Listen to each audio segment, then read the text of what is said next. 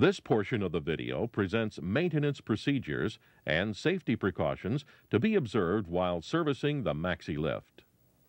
Maintenance on the Maxi lift is relatively simple, but certain safety precautions should be followed, since any type of lifting device presents a hazard to personnel when maintenance is performed. To make daily visual inspections, lower the Maxi lift to its lowest position. Visually inspect the Maxi lift completely on a daily basis. Tighten all loose bolts, nuts, screws, or pins. Inspect the cables for evidence of damage, such as fraying or kinking. Do not operate the Maxi lift if damage is observed. Cables can only be ordered from the Cotterman Company to ensure that original safety and quality specifications are met. Detailed instructions for replacing cables will be supplied with the replacement cables. Inspect the outriggers to make sure that they slide in and out of the tubes easily and that the jacks operate easily. Inspect the two brake chains for wear, broken links, fractures, and any other apparent damage. Do not operate the winch if either brake chain is damaged in any way. A brake plunger is located on one end of both cables, as shown.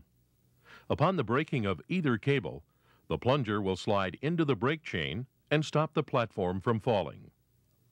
To check for proper operation of the upper cable brake plunger, elevate the platform to a low level as shown. The upper cable can then be pulled and released as shown, to simulate the release of tension on the cable that would take place upon the cable breaking.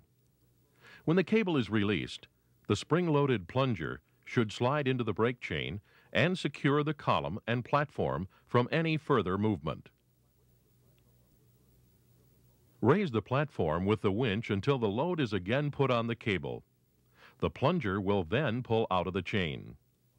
Then lower the unit.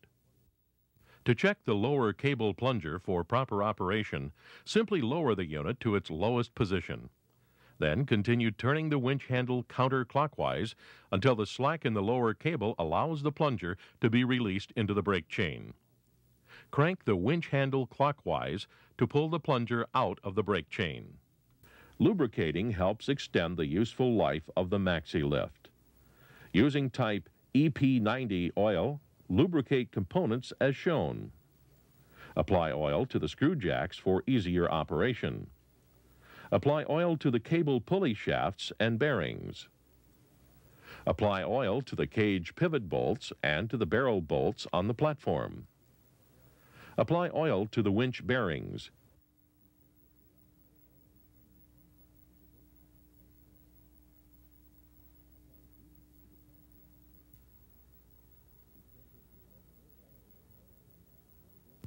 Be careful to allow no oil to come into contact with the brake pad as shown.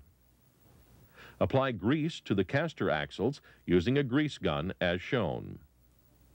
Apply petroleum jelly to all contact points in the column assembly. Apply grease to the winch gears as shown, being careful and allowing no grease to come into contact with the brake pad. This concludes the training video. Read the instruction and maintenance manual frequently so that the safety rules and operating and maintenance procedures are remembered and observed. Conduct training sessions using this video periodically and whenever new personnel are to operate or maintain the Maxi lift.